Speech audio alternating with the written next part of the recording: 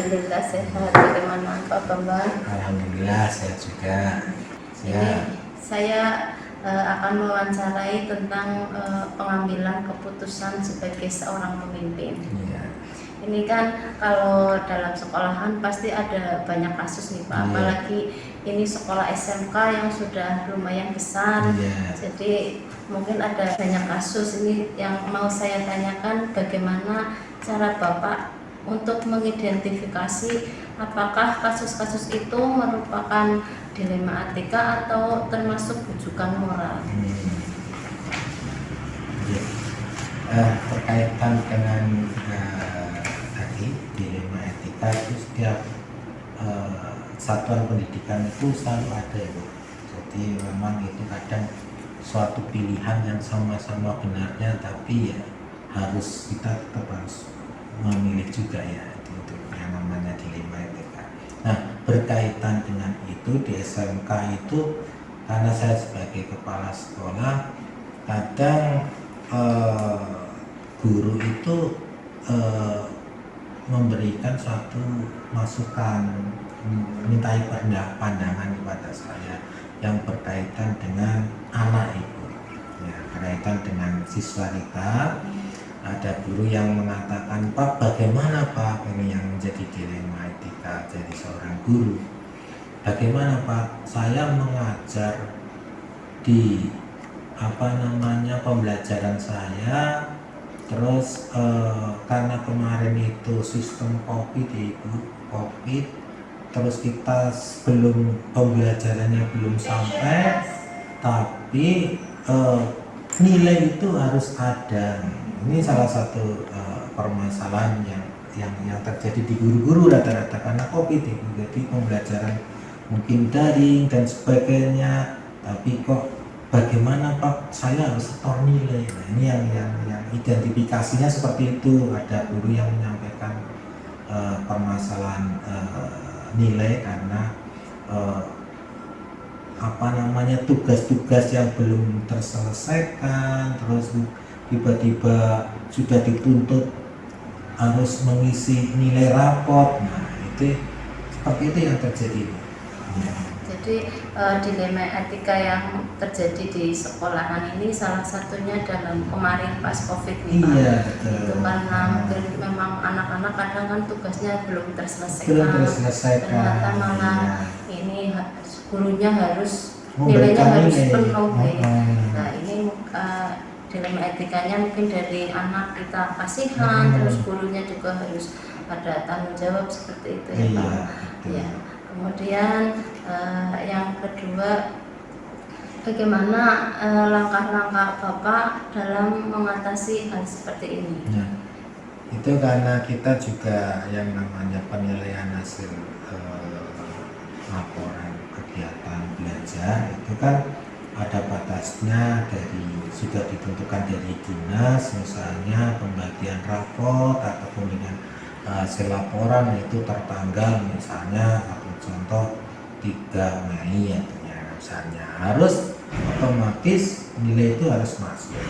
Nah, pada waktu zaman COVID ya sudah, seorang guru harus tetap dengan bagaimanapun harus memberikan nilai tersebut, tapi ya tetap guru jangan sampai hanya sekedar nilai, tapi tetap anak ada usaha untuk guru tersebut untuk menambah tugas-tugas harian. Ya, jadi langkah-langkahnya yang pertama itu karena ini tuntutan dari dinas, jadi guru tetap harus memberikan nilai. Ya. Dan yang kedua, anak tetap harus diberikan tugas-tugasnya walaupun sudah diberikan nilai.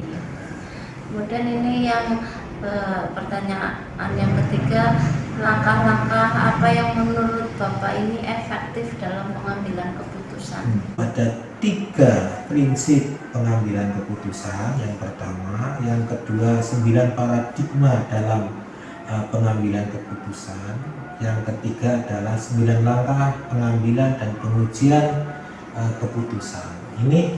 Ini yang harus kita tuangkan dalam hal langkah-langkahnya itu, Bu. Jadi kita dalam melakukan suatu keputusan itu kita harus melihat kriteria-kriteria itu supaya itu nanti karena di dalamnya itu sudah mengandung baik baik dan salahnya, terus kita bisa mengandung manfaatnya seperti apa. Jadi langkah-langkah yang efektif itu ada tahapan, yaitu 3 prinsip dalam pengambilan keputusan, 4 paradigma pengambilan keputusan, dan 9 langkah itu dalam pengambilan keputusan. Pengujian. Oh, 9 langkah pengujian. Jadi dalam ini kan pengambilan keputusan itu terkadang kita banyak tantangan-tantangan. Yang selama ini Bapak alami tantangan-tantangan seperti apa? Ya, jadi yang dalam pengambilan keputusan itu tantangan-tantangan yang kita alami itu kadang yang pertama idealisme guru. Jadi kadang idealisme guru itu membuat kita itu kadang menjadikan dilema etika.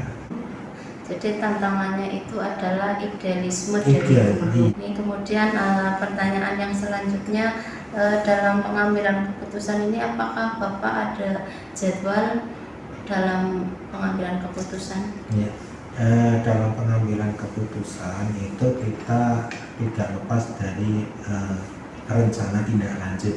Jadi rencana tindak lanjut itu paling enggak kita harus menuliskan identifikasi tadi, terus permasalahannya seperti apa, terus nanti ada targetnya seperti apa, ya. Jadi itu nanti dibuat sejenis bagan yang nantinya terdiri dari tadi hubungannya adalah waktu. Misalnya mungkin identifikasi kita perlu waktu, ya. Jadi paling enggak dalam waktu-waktu yang ditentukan nanti target nanti dilaporkan evaluasinya.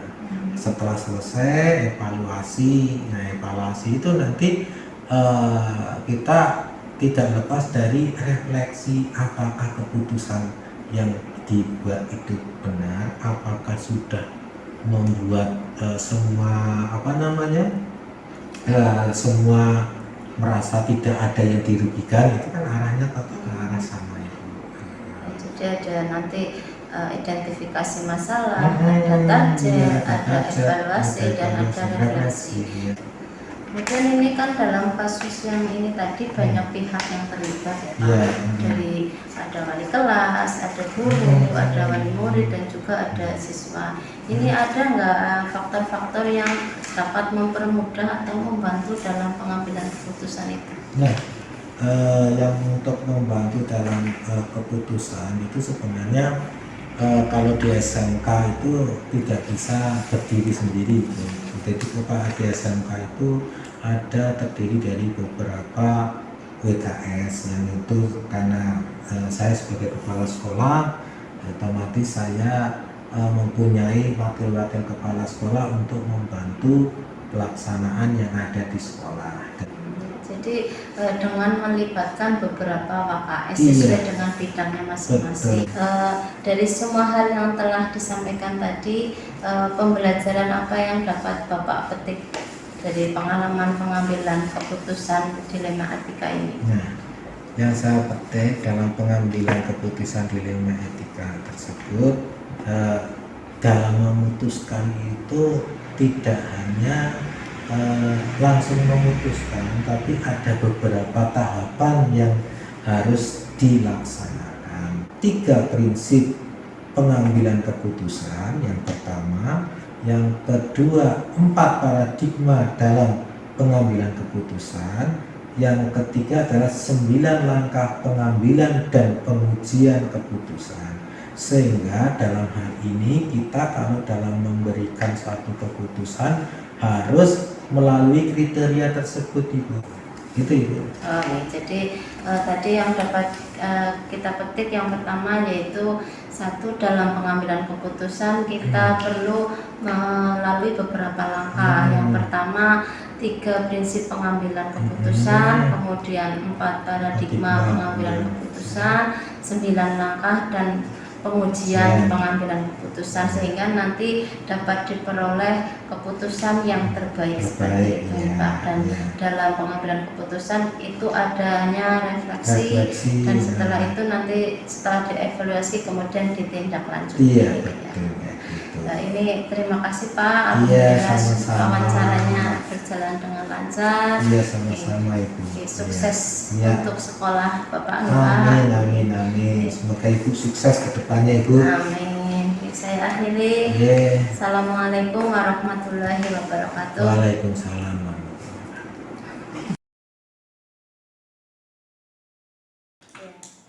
Selama ini misalkan dalam menghadapi dilema etika itu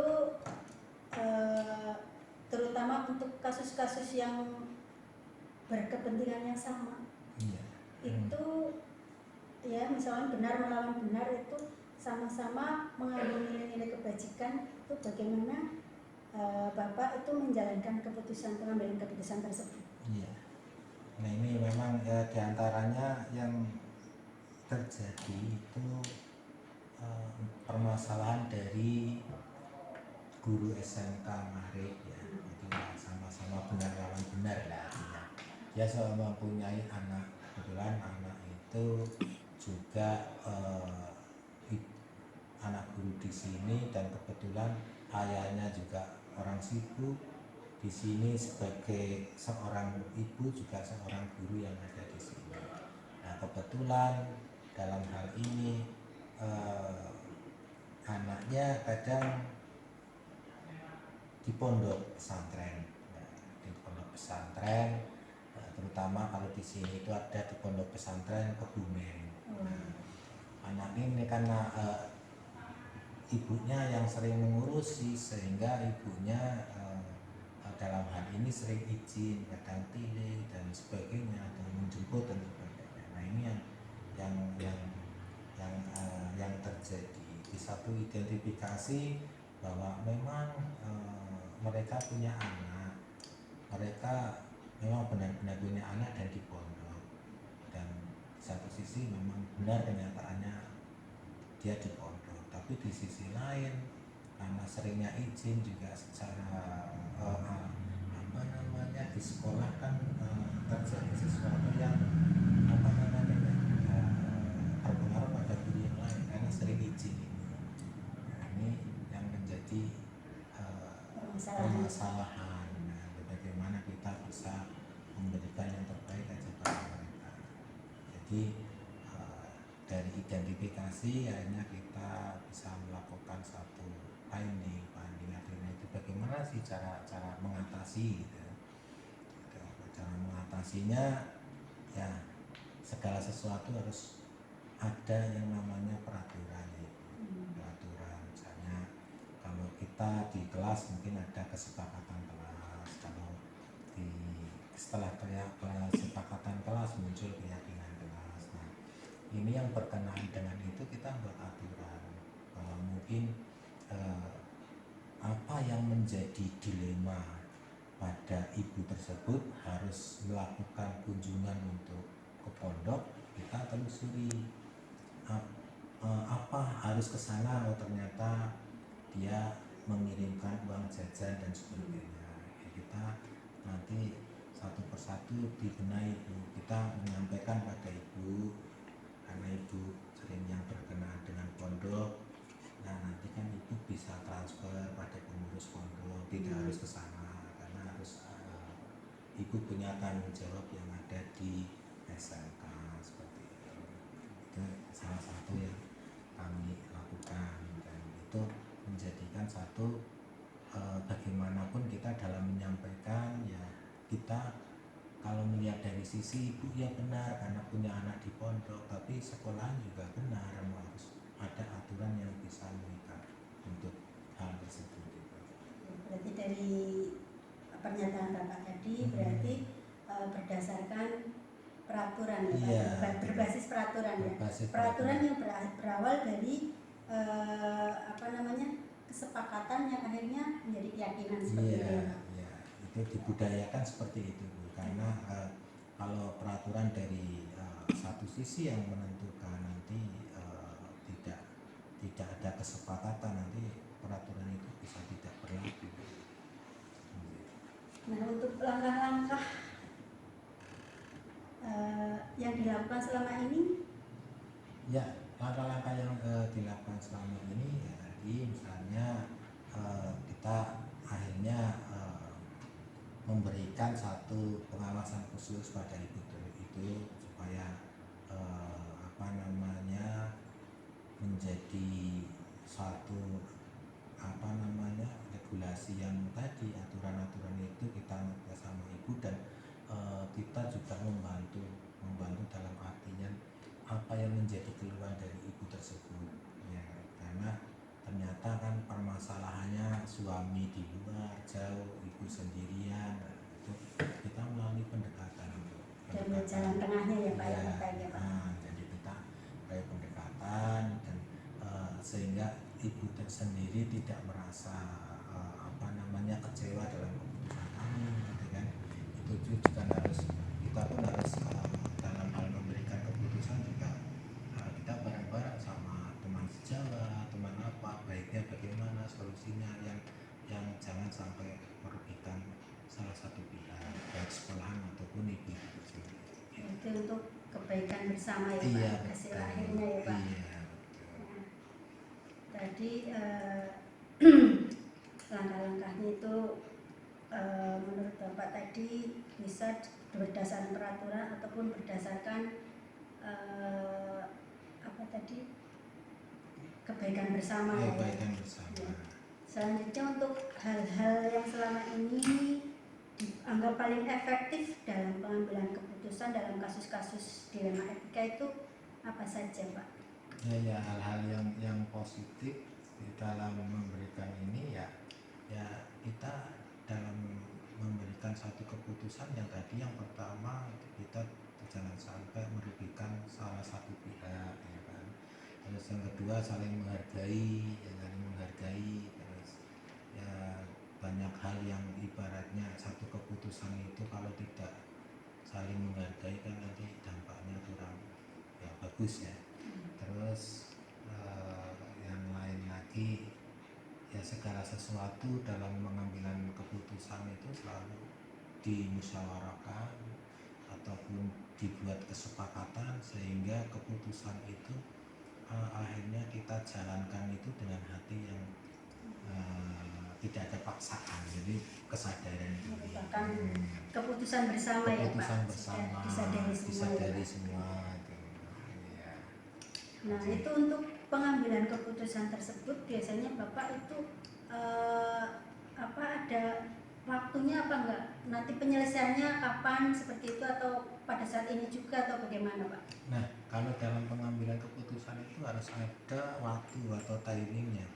Jadi seperti kalau kita dalam melakukan sesuatu itu harus ada yang namanya nanti rencana tindak lanjut. Rencana tindak lanjut itu artinya nanti kita planning ya, jadi mungkin dalam minggu ini harus seperti apa keputusan kan. Nah nanti di akhir bulan atau apa ada evaluasi, dan evaluasi itu nanti ada refleksi, sehingga dengan refleksi kan kita berharap apa namanya segala sesuatunya menjadi baik. Jadi kalau misalnya ada kasus dilema etika tidak langsung ditangani, tapi biasanya ada waktunya tersendiri. Ada waktunya terus tersendiri diskusikan bersama, terus ada tindak lanjutnya, dan ada refleksinya juga ya Pak. Karena kalau segala sesuatu keputusan yang terburu-buru biasanya tidak menghasilkan yang terbaik. Iya Pak. Ya memang seperti itu Pak. Iya. Terus ini adakah ya seseorang atau faktor-faktor yang selama ini mempermudah ya, atau membantu Bapak dalam pengambilan keputusan? Maksudnya itu? Maksudnya barangkali ada seseorang yang membantu atau apa namanya yang mempermudah Bapak mengambil keputusan itu apa? Nah, ini kan kalau kita kan tidak bisa sendiri ya itu dalam mengambil keputusan. Jadi kita melihat permasalahan, misalnya permasalahan di SMK, permasalahan di di sini kan ada yang namanya birokrasi yang misalnya bakal bagian apa ya. Nah, jadi kita nanti konsultasi, oh masalah konseling, masalah bimbingan berarti sama BK mungkin, oh masalah tentang permasalahan pembelajaran mungkin dilema etika berarti sama kurikulum, sehingga kita harus bareng-bareng itu, jangan sendirian, nanti kalau Kolaborasi ya Pak, ya, antara Waka dan kurikulum dan sebagainya Pak. Jadi ada kolaborasi nanti sehingga kita bisa menciptakan berbagi itu. Iya. Terus ini dari semua hal yang kita sampaikan di sini dalam pengambilan keputusan ini ya, pengalaman dalam mengambil keputusan itu yang kita petik dari pembicaraan kita itu apa Pak yang bisa kita ambil? Iya. Jadi pengalaman yang kita ambil dari satu refleksi ya, itu kan refleksi itu ya. Jadi segala sesuatu itu dalam menentukan satu keputusan itu kita dihadapkan pada beberapa tahapan. Ada yang namanya 4 paradigma ya, dalam pengambilan keputusan. Terus ada 3 prinsip pengambilan keputusan, ada 9 langkah pengambilan dan pengujian keputusan. Jadi hal-hal itu jangan ditinggalkan itu ya, sehingga nanti dengan melihat seperti itu kita juga sambil belajar segala kekurangan dan kelebihan, kita akan mendapatkan refleksi yang jadi harus itu ya Pak diterapkan ya. Ya, Empat paradigma, 3 prinsip dan 9 langkah itu ya. insya Allah akan mendapatkan keputusan yang terbaik seperti itu ya Pak. Ya, itu bagian dari future tadi ya, ke depan artinya. Building future ya. Iya, itu. Ya, cukup sekian Pak, terima kasih sekali sudah mengganggu waktunya. Ya, semoga bermanfaat bagi kita semua ya Pak. Ya, kurang dan lebihnya saya mohon maaf yang sebesar-besarnya. Iya, sama-sama. Wabillahi taufiq wal hidayah. Wassalamualaikum warahmatullahi wabarakatuh. Waalaikumsalam warahmatullahi wabarakatuh.